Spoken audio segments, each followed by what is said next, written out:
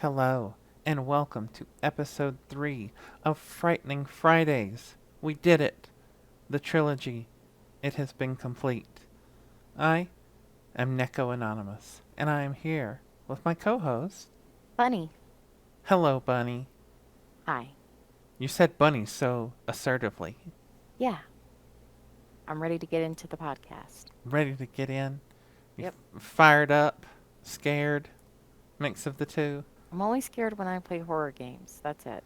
You are scared when you play horror games. All right. Well, let's get into it then. So, our topics for today, we're going to be discussing the new odd horror serial killer comic thing called Vinyl.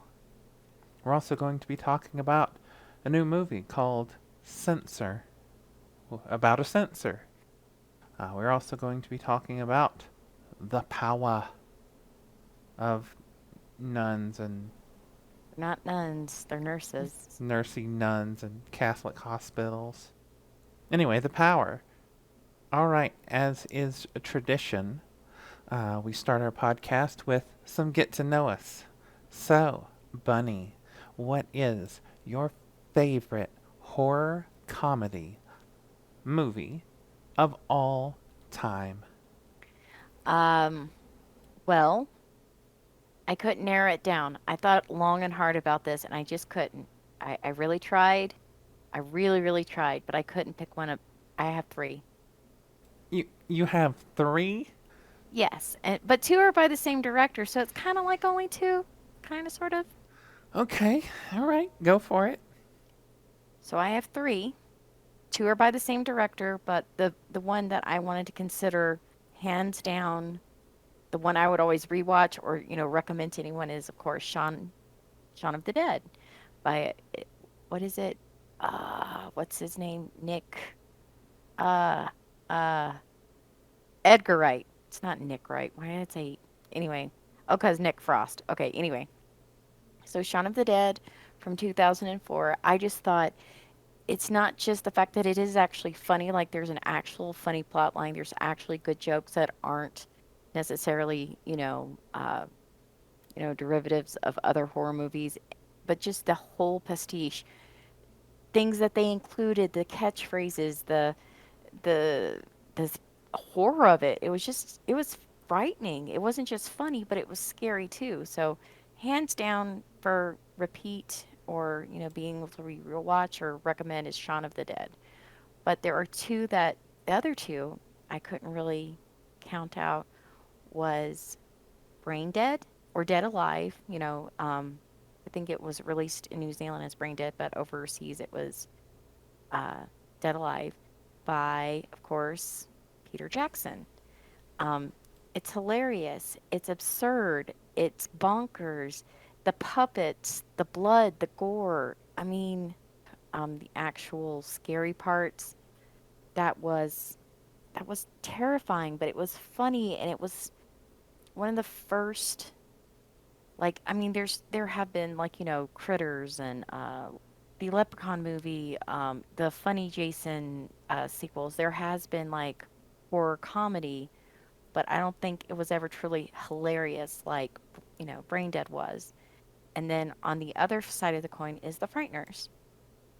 It was actually scary. It was actually terrifying. It kept you jumping in your seat. You didn't know what was going on or the hidden twists and also the acting and the special effects for the time were incredible, and the dialogue, all of it was funny, it was scary, it was sad. So, and again, that is by Peter Jackson. So I wish sometimes, I know he's a great director for anything he touches, but I wish he would do more horror. I miss him in horror. I can appreciate all three of those horror movies as well. I understand. Frighteners, I think, like that whole thing where it was like the face was like coming through the wall over, the character and stuff. Some of that's like burned into the I don't know, burned into the brain, I guess. Yeah, like that yeah, I mean you had seen something like that before, with the walls ballooning in and out and the doors, exploding. Like you had seen that kind of element really. Nightmare on Elm Street, the whole bed scene, like where the actual environment is turned on you, but you wouldn't have expected it from a horror comedy. But it was scary. I gotcha. Shaun of the Dead would definitely be one of my um, close seconds.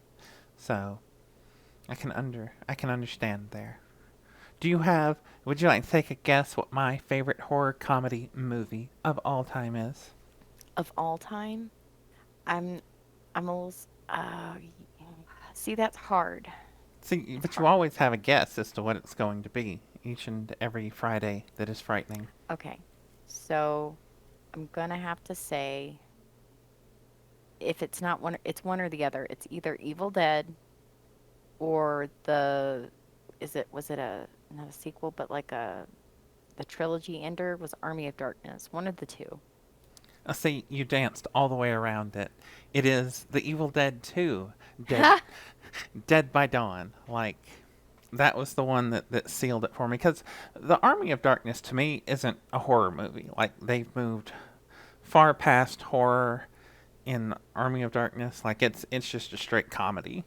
You know, I don't view it as horror in any way.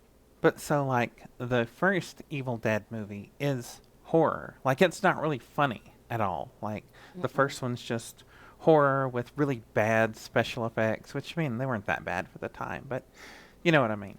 Um, and the second one, the middle part of the Evil Dead trilogy, that one to me is like the perfect mix of horror and of comedy. So, Evil Dead 2, Dead by Dawn, that is the best horror comedy of all the times for me. Shaun of the Dead, it's definitely in there.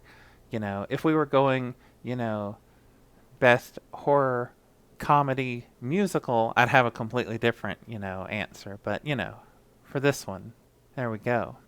And if you listeners at home would like to let us know your favorite horror comedy, please do so in the comments below. So, let us move on to our first topic of conversation, shall we? Okay. Today we're going to talk about vinyl.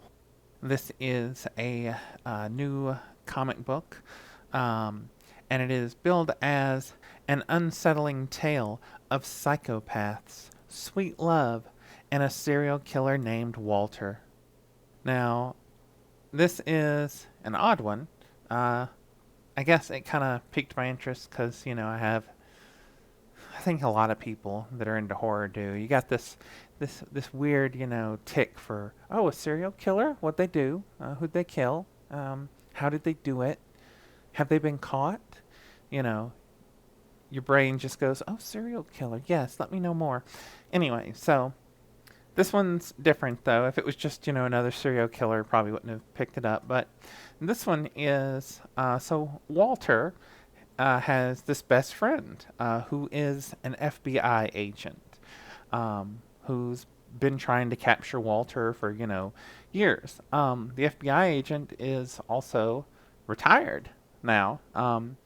When we meet the two of them, they're, meeting in a park, and the FBI agent has, brought Walter a new vinyl, a new record. Um, and it's of this song that was recently played at a murder, and the FBI brought the retired agent back in to try and you know do a little sting recording operation to try and get a confession out of Walter because Walter really likes this FBI agent. Um, we don't know why, but it's it's assured through all actions and everything that Walter really digs this FBI agent. Maybe he looks at him as the Batman to his Joker or something. We don't know. But anyway, so um, Walter's totally smart, though. He's not buying it. He's got, ways around all the conversational bits that come up. But midway through their meal, this cult of all female sunflower farmer people, like, like come up to the FBI agent. Apparently, he helped bust like, one of them's kid a while back. So this cult has totally just kidnapped this ex FBI agent's kid. I don't And think he's ex though. I think he's an actual FBI agent. His name's Dennis. he said they pulled him back in. Oh yeah, that's right. Shit. I'm sorry. Go ahead. I apologize. I didn't mean to interrupt you. Yeah, like from what I took it, like, they pulled me back in for this. I'm fucking retired. I don't want to be here.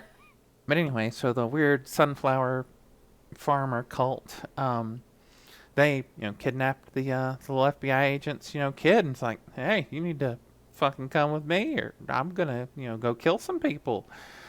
And so the agent gets up and like leaves with him, and Walter like leans down. I forget exactly what he does, like grab flowers or something. Like he knows there's a mic there, and he's like, "Hey, you agents in the van, you might want to help your buddy." So he knows the whole time this has been like a setup, but he still like wanted to see his old FBI buddy, kind of a thing. Yeah. Yeah. So I don't know. It's wrong to call serial killer actions cute, but it's like, aw, it's his buddy. You're a psychopathic murderer, but you got a buddy. That's nice. But I do want to bring up one point, and this has been something similar in many of the discussions we've had about anti-heroes and unreliable narrators. We know that Walter is a killer. Like it's not been shielded. Like it's on the first meeting with Dennis. But we don't know why Walter kills. We don't know his motivation. We don't know who he's killing. Like we don't know specifically who his victims have been. He could be a Dexter for all we know. And you're right. He could be a Dexter. I mean, the comic actually starts off with a 2 days from now. Like it skips forward in the future, 2 days from when they had their meeting at the park. Um, and Park is the past. The first 2 pages, 2 to 3 pages, are in or the present. yeah, the first couple of pages are in, or well, whatever. Anyway, no. Aren't isn't it 2 days? No, it says 2 days from now. So this is the opening takes place 2 days from the rest of everything you read. 2 days in the past or days in the future? 2 days in the future. That's what I said. Okay. We're saying the same thing. It's just We are saying the same thing. I consider the first 2 pages the present, not the future. But go ahead. Well, I consider the first 2 pages the future because when it tells me 2 days from now, I'm like, from now, now is the present. That's how I look at it. But I understand what you were trying to say. You say tomato, I say tomato. Anyway, so when we first meet them, Walter actually saves, his FBI buddy from getting axed to death by a zombie. I think. Yeah, like a zombie in a jogging bra and some white panties. I don't know I don't get the aesthetic of that, but yeah, but I think an important point is one of the very few glimpses we get into his character, Walter's character. I mean, other than the fact that he likes to snap his fingers to music and he really likes vinyl. Those are the two pieces we get. But the other thing is that in the very first panel, Walter's covered in blood, and he apparently has this bear mask in his hands. And he's talking to the mask and it's talking back to him. And he's like completely lost in this what we think is a one-way conversation. And all of a sudden, we see the zombie, shuffling over to the FBI agent Dennis and about to, come swinging down on him. And without taking his, you know, eyes off the mask, Walter reaches up and grabs the axe to prevent Dennis getting, hacked. So there's something supernatural to him too. Like we don't know if this is mental illness. We don't know if he's possessed or if he's, cursed with some kind of evil entity in the mask. Which brings us back to Bunny Mask we just reviewed. But anyway, but yeah, that's an important point. Yeah, the zombies kind of off-putting too, so it makes me think this is a world where supernatural things happen. You know, the first issue is out, so it's not like we could spoil much anyway. So after, FBI guy, goes off with the evil sunflower ladies and whatnot, and Walter tells, the FBI agents in the van who are like, how did he know we're in the van? It's like, you better go save your boy. Um, Walter hops on a bike and goes out to, where the weird sunflower cult is, and he's like, you need to, give me back my buddy. And it's not really clear how he found them or how he knows where they are or anything like that, but, Walter's like, yeah, he's my best friend. I came to ask nicely. And the sunflower people are like, no, go away, old man. And so he's like, all right, you had your chance. And so, but then he comes back. He's like, okay, it's time to, do my serial killer murdery thing on you weird sunflower cult people. And the thing is, they like send guards up to, go get rid of him, but it's almost like they can't see Walter. Like, I don't know if when he's wearing the mask that he wears, the one you referred to him like talking to, like if Mm. it makes him gives him powers or we don't know. It makes no sense. You're not really given the whole story. You're just given this big bloody massacre of the guards, and it's like something's going on. There's some supernatural hooba jooby going on.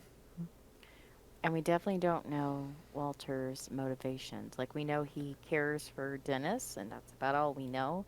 He's, while he seems to be either in a different, s- I don't want to say mental state, but like he sees reality differently than everybody else. So he seems odd and spacey and, mentally ill to everybody else. But given the fact that, yes, he caught that axe while having a one-way conversation with a mask, and the fact that he was already fully aware that his conversation with, Dennis was being monitored by the FBI, he it seems that he has different levels of, what's the word, focus, and he's able to, respond to things. So supernatural, yes. Motivations, we have no freaking clue. None whatsoever. Kind of like that though. Kind of do dig it. What would you, just first issue alone of this weird supernatural serial killer versus cult thing, Uh, what would you give it? I'm I'm gonna say, because I just don't know where it's going. I'm gonna give it a 7 for like first impression. I wasn't a big, huge fan of just being left into the story, but that's just my preference. It's not hard to get caught up or get into it. It's just if you're expecting a linear tale, you're not gonna find it here. You're probably right. Uh, I would also give it a 7. It's like really interesting. But at the same time, it's like I don't know where we're going. I wish I knew more about Walter. I wish I knew why Walter thinks of this FBI agent as like his best bud, when the agent clearly doesn't like him at all. And is actively trying to catch him in something criminal to arrest him. Yeah, maybe like I said, maybe it's a Joker to antagonist Batman thing, and it's a game to him. He's like, oh, my old FBI buddy asked me out to have the afternoon tea. Of course I'm going to go. I know it's a trap. Or I have something that I was mulling over while we were discussing it that I think it is in actuality. Okay. Want me to? I mean, I don't know this for sure. This is just my opinion. There's not really a whole lot for me to back it up with.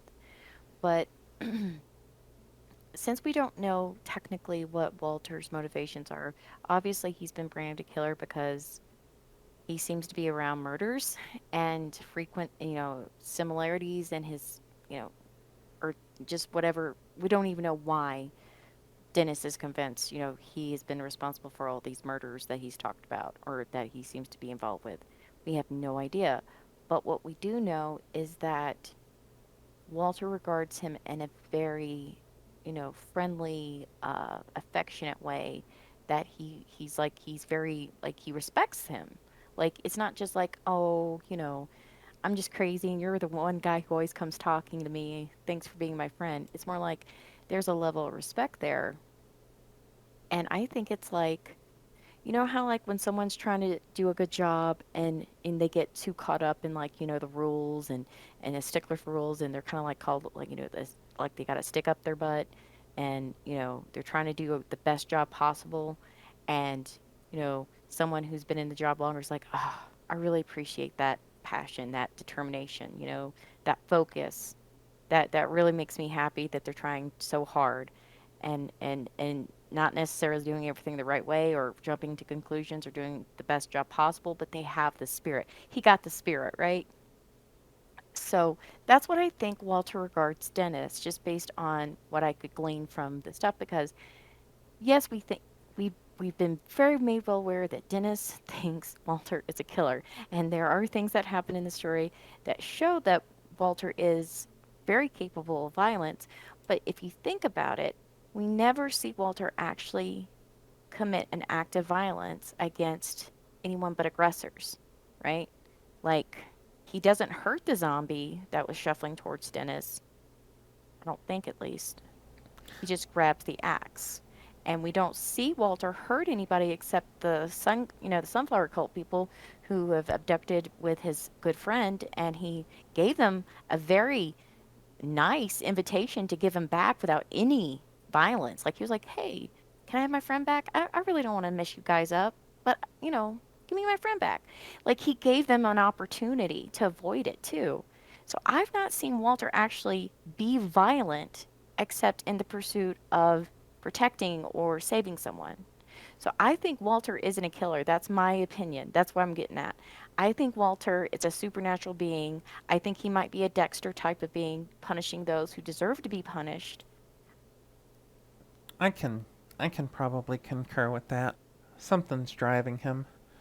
Like, my other thought was maybe he's half retired as, a serial killer too, because I don't know. Need more information.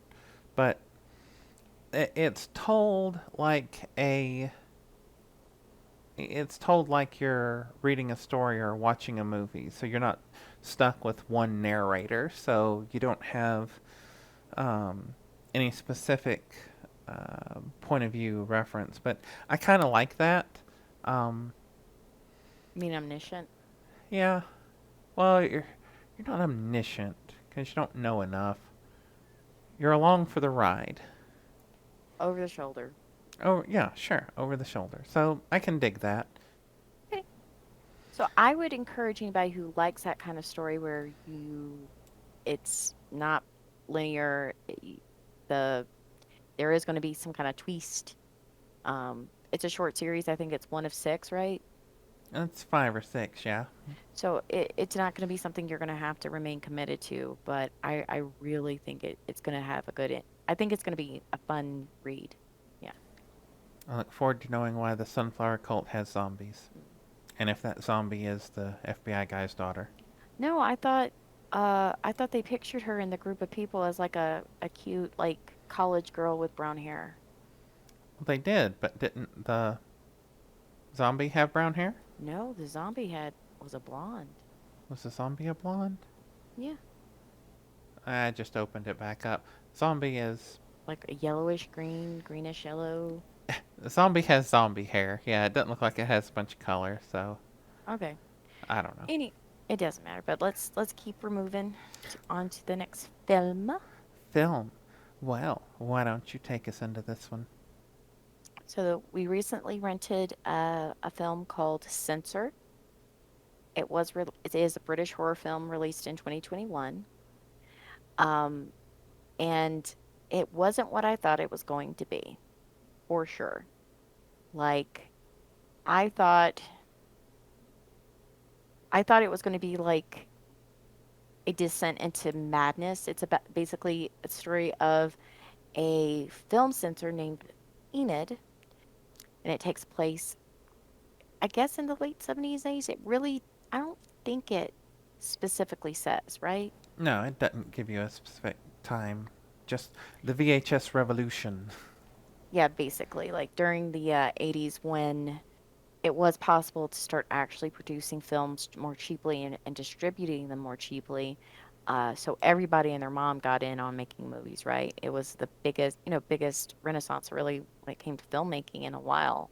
And that's a good thing. We got lots of good films out of that, but conversely, we had some borches, some We got things that we got Dario Argento out of it, didn't we? yes, we did.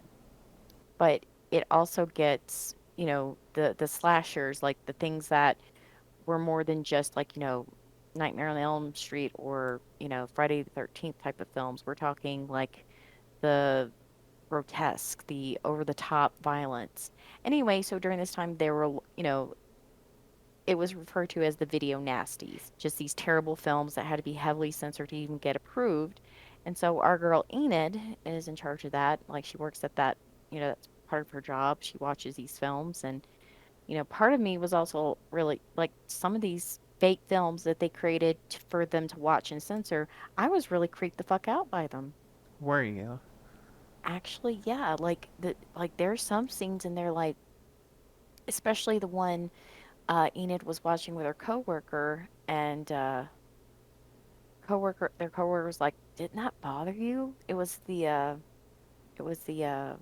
forced, non-consensual, forced sex scene in that film, and though you don't see anything other than a tussle, physical altercation, and you pan off to see Enid and her coworker reviewing this film, and her coworker's like fucking horrified, and he's just sitting there just taking notes like it was no big deal. So you get this sense of Enid's different. She works differently. She seems very dedicated to her job. She talks about like, she's talking about, uh, sending memos or making copies, that kind of thing. It's like just a task for her. And her job is to protect people. And that's the biggest sense you get is that Enid is in this job not as just to make money or as just part of her, career. She's really committed to the idea of protecting people from violence. So she's willing to sit there and go through these violent scenes that even I had some difficulty watching and fix them or, approve them, make sure that if they do get released or approved, that those who watch them are protected. So I feel like Enid is really trying very hard to deal with some internal struggle you find, and come to find out that she was the older sister to a younger sister who, without any explanation except the fact that Enid was in charge of her and they went off to play in the woods, and the younger sister comes up missing, is never found again, which you can clearly see has driven Enid in certain ways to be a protector. Also, maybe a cause of her own mental health issues because you get scene after scene where she's always convinced and she's always looking for her sister. Like when she's walking to the tube, she sees a woman with a similar hair color as her sister would have had. And she goes and she says, "Hey, hey." And the woman turns around. She's like middle aged, nowhere near her sister's age. And she apologizes. It's like the two present thoughts in her mind seem to be either protecting people or her sister. And you get the sense that, Enid couldn't protect her sister, but we are never told what happened to her, how she disappeared. And the reason is that Enid can't remember. But did you want to take it over and talk about the later plot development, like where it goes? Sure. Um, so at some point in the past, Enid and a coworker reviewed a movie, and they're like, they always suggest like changes for it. They're like, take out some of this, and we can let this movie get made, because we got to protect people from horrific images, specifically children. And anyway, the movie that they watched had a scene where the killer had like killed their wife and then ate their face off. Um, and yeah, so that got past them, at least certain parts of it. They don't discuss any of that, but like a day or two later, after we meet Enid and find out about her sister, and something horrible happened to her sister, and she can't remember. Um, there's a serial killer who killed his wife and ate her face, and the press somehow we don't know how, and that's a point of contention for me. But somehow the press finds out that it was Enid and her coworker that passed the movie, like after having cuts, um, and then released in the UK. They're in the UK, by the way. I don't know if that's been mentioned, but anyway. So they find out that it was them, and of course, she gets like some phone calls. How could you, do this? People are, outside of their work because that's a sensationalist thing. Some dude killed his wife and then ate her face, and oh, that happened in a movie, and this lady and her coworker totally let this movie out to the public. Um, so that's like a tipping point. Um, and then we get this film producer who drops by the censor's office and wants Enid to look at this, new movie that they've made called like "Don't Go in the Church." Um, Enid and her coworker watch this movie, "Don't Go into the Church," and it reminds Enid of, like her trauma, from when she was a kid with her sister and stuff. And it's like the only like that's when we see Enid have some real emotion. It's like, you know, I don't think it disgusts her or grosses her out or anything, but like the not being able to remember or maybe not being able to do anything with what she remembers, it sends her off to the bathroom to throw up, and like you said, none of this stuff really bothers her, but when it gets to her sister, that's a sore point.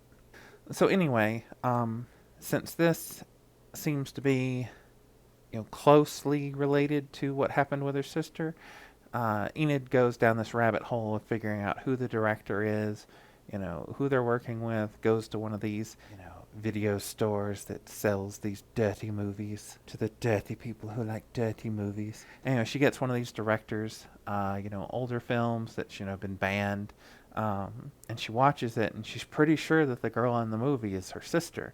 And so she, goes further down the rabbit hole, and I don't want to give everything away, but at one point, she finds, they're shooting a movie, and she's told that it's going to be that actress, the one she thinks is her sister, that it's going to be her last movie, and the producer's very vague about it being like her last movie, Or but what that actually entails. yeah, what that entails, and I can't remember. He says something like, "Oh, that one's done." Like I assume, like you get the double meaning of, oh, maybe she's too old to be the hot chick in horror movies now or something, or I'm gonna kill her because she's no more use to me.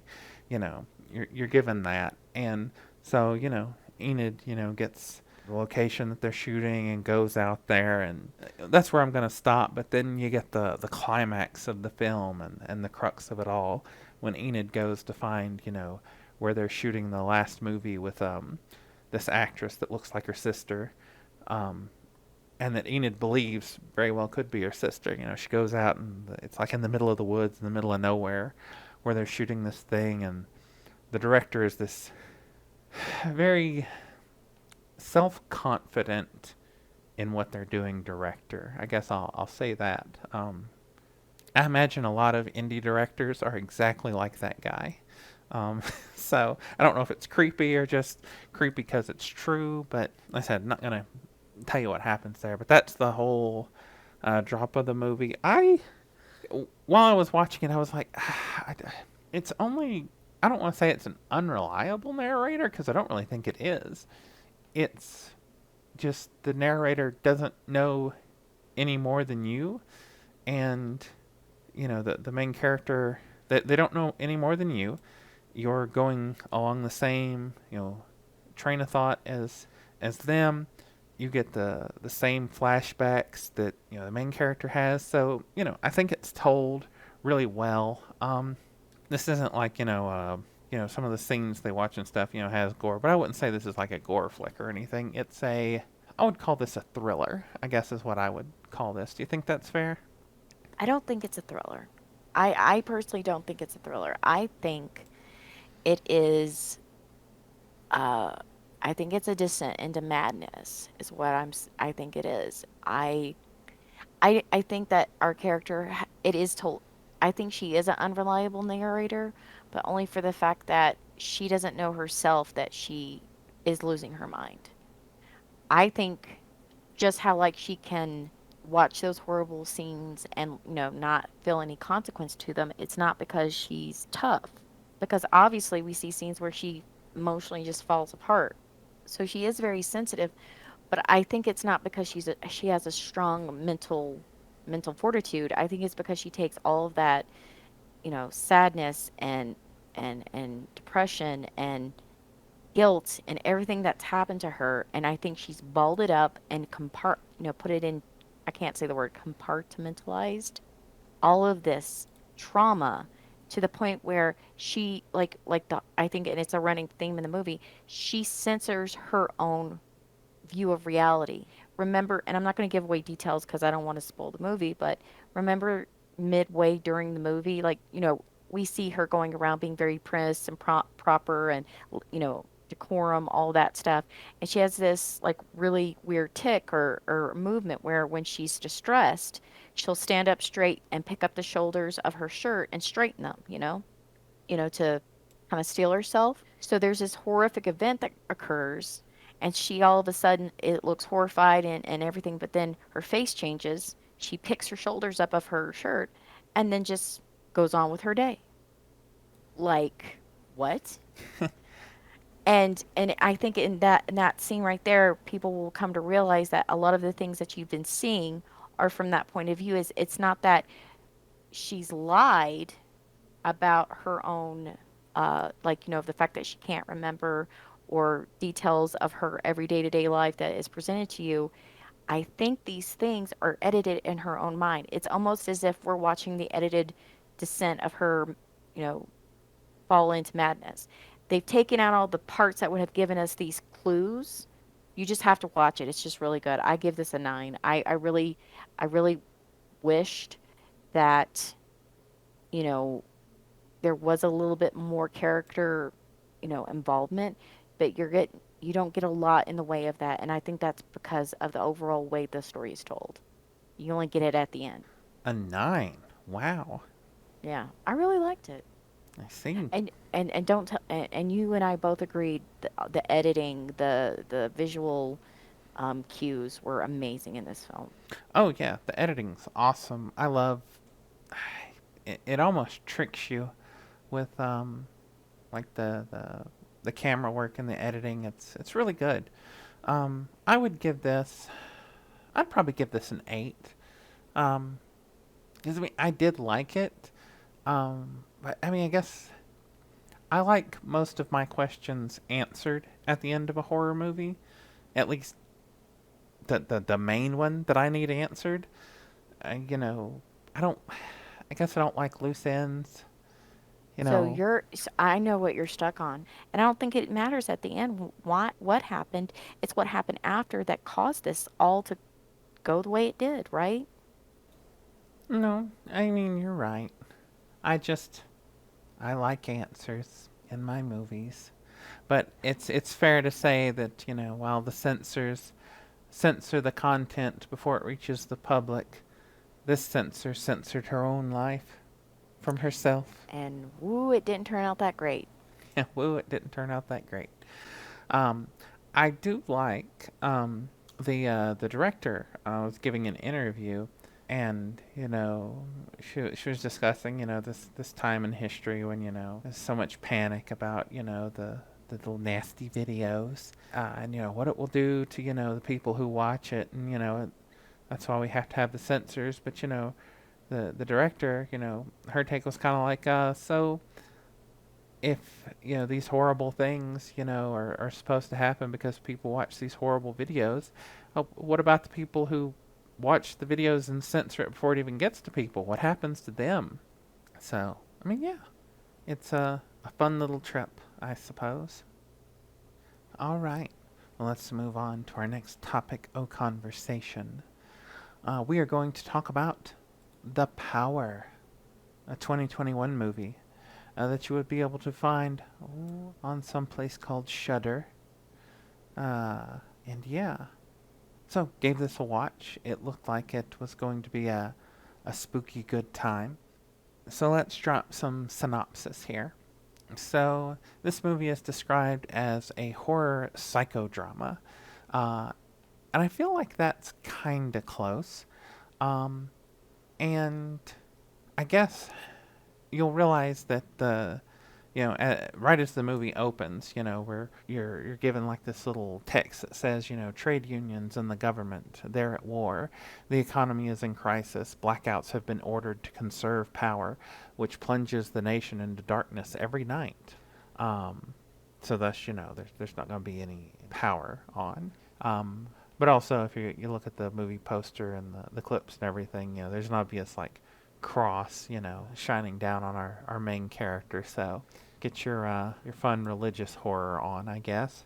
But anyway, so we meet a character named Val. Vowel? Vowel. Val. That Val, like Valerie. Val, like Valerie. Yes, not Val, as in I want to buy a Val. This timid character who's, um, in her own words, she is there to be like a trainee nurse, but she's also interested in studying the connection between poverty and health. If you're poor, you generally got shitty health, and there's a doctor there who wrote a book that she's real into and whatnot. So, and it's a worthy topic of study, and in a way, I'd say um, the film almost mirrors that to a certain point. Um, and you can see how, like, from the very onset, um, Val is pressured, in a lot of ways. As soon as she gets there, everyone has um, expectations of her. Doctors have some expectations. The head nurse has their expectations, and there's like a chain of command. You're soon met with, I guess, a litany of problems that our main character is going to face. She immediately, pisses off the head nurse. So she's told, "You're going to work the night shift," and Val's like, "Freaking in the dark, like when all the lights go off." And they're like, "Well, it's hospital, so blah blah blah. There'll be some candles and shit. You'll get over it." Um, so and I mean, if you didn't think she was going to be there overnight, then you've never seen a horror movie before. Anyway, um, so you get this sense as the movie goes on, and Val moves from place to place in the dark until she finally finds where she's supposed to be, because it's her first freaking day. She doesn't know where she's supposed to be. Um, but I guess it's safe to say that there are some seemingly malevolent forces that come into play throughout the movie that drive it forward, where characters are harmed, maimed, killed, etc. And they all seem to be in the general vicinity of Val. Like wherever she goes, this malevolent, entity follows, and let the horror and carnage begin. Now, this does have an undertone, though, and you start picking it up. I'd say about 2/3 of the way through the movie, you start getting this real obvious, like, oh, maybe some of these people might deserve this shit, that's going on to them. But then there's some people that obviously don't. That it's freaking out and whatnot. It kind of halts that assumption. But I guess I liked the theme and the horror of this one, because you know Val's here to try and be good, do good, try and help people. That's like her whole thing. Like she's very open, and when maybe that openness helps to the susceptibility of this angry force that's seemingly attached itself to her since she came to the hospital. It's interesting. At one point, there's a character that makes this Snow White crack at Valerie and her character, and you know, looking back on it, it's like that's a good line, because it's like Val's purity and her drive and stuff is almost being tampered with, reduced, um, challenged, altered. Yeah, I don't want to say too much more, because then I'll give away the whole crux of the movie. I think it's fair to say that it's another movie where undealt with trauma, undealt with horror just leads to more horror down the line. It makes you susceptible to being haunted. So, for example, what I'm talking about is like when you have unresolved issues, doesn't matter if they're, you're addicted to cigarettes, you don't talk to your mom anymore, you You're abused. refuse to deal with the pain and trauma from it, or can't. Sometimes you can't, uh, just because if you do, you'll lose your mind and go down the tubes. There's a lot of reasons why people avoid dealing with their problems. Some it's emotional laziness. Some of it is just too hard to do without, proper, assistance, meaning like therapy and medication. But for the most part, I think it's the same thing as we saw in Censor. It was that, you know, when you don't deal with this shit, it comes back to bite you in the ass. Like, fear of, like, if someone's fear of abandonment, uh, they hold on to people too long and then squeeze the life out of them, or if they have fear of commitment because every time they've committed to someone, they ended up hurting them. So they don't want to commit. So they're never going to be in a healthy relationship. This all this is a big theme in horror, and I don't think a lot of people talk about that. And I think, and it kind of brought made me think about when we're talking about censor, is the fact that they use the idea of being haunted or being hunted, um, as allegory for your mental health, your problems, your trauma. If you don't deal with that shit, it's going to come back and get you. And I think that's what the power is. It's like the power to stand up, the power to deal with your problems, the power that you have inside yourself that you don't think you have. And you only find that out or discover it until you deal with your shit, right? And I really don't want to give away the major plot line because, and I think it's important to not, give that away because then the movie's spoiled. There are scenes in it that made me nervous, like when she's going, when they're, the blackouts occurred, and she's having to go find her way in the dark, and as she's going down, you almost feel like it's almost like a neon symbol. She's going into the darkness, going into the bad stuff. You know, she tries. Yeah, I think Even that. though she's going through some shit, she tries to be a sympathetic ear to some of the people that are in there working with her. But even when she can't rely on herself, she still tries to help. The innocent. By innocent, I mean young, like the section of the building. She's sent off to for the night is like like newborns and like small kids and stuff. So even though these horrible things are going on around her, she's still trying to protect them. At a certain point, and even when they accuse her, they're like, "It's you. You're doing this," and she's like, "I ain't doing nothing." The paranoia sets in. She's still trying to help the children and make sure they're safe. But yeah, it's pretty good. It's hard to discuss deep without giving it all away. Um, like you said. But yeah, I would give this a solid. I'm gonna say I give this a 7.5. I'm gonna give it an 8. I think there was a room for more. We could have definitely gotten more into to the character and given her. I think she was more like a trope. It Her character didn't feel fully fleshed out, except that she was a make a mild do-gooder. I mean, she does do good. She is a strong character in the end, but yeah, I give this a good 8. I would give it higher, but the last act of the whole thing just drags on far too long for my taste. Um, I liked everything up until the last act, um, and then I was just like, just get on with it. Just go. Don't waste all my time with this. We all already know what's happening and what happened or is happening. So let's go. Let's get to the end. I just felt like the last part of it dragged on too long, and I guess while it did make her character stronger, I feel like it took away from the movie. But that's just me. Yeah, that's the only thing I have about it. And but I definitely think if you're looking for a good, you know, basically like it's kind of we should give at least one content warning just so because this is a little bit. Whereas in Censor, nothing ever actually happens like we talked about, like it happens here in the depictions. Like we never get to see the true horror. Um, in this, there is heavy themes of sexual abuse. So if that's something that bothers you, this is one you should skip. But otherwise, feel free. Yeah, Val has a. We don't have to give anything I was just away. gonna say she has a history of it, and some of the people at the hospital know what happened, at a previous job.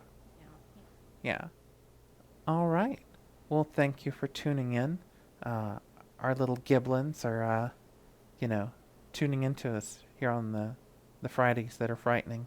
Giblins is never going to happen. Stop. I'm gonna Um, keep using it. It's gonna happen.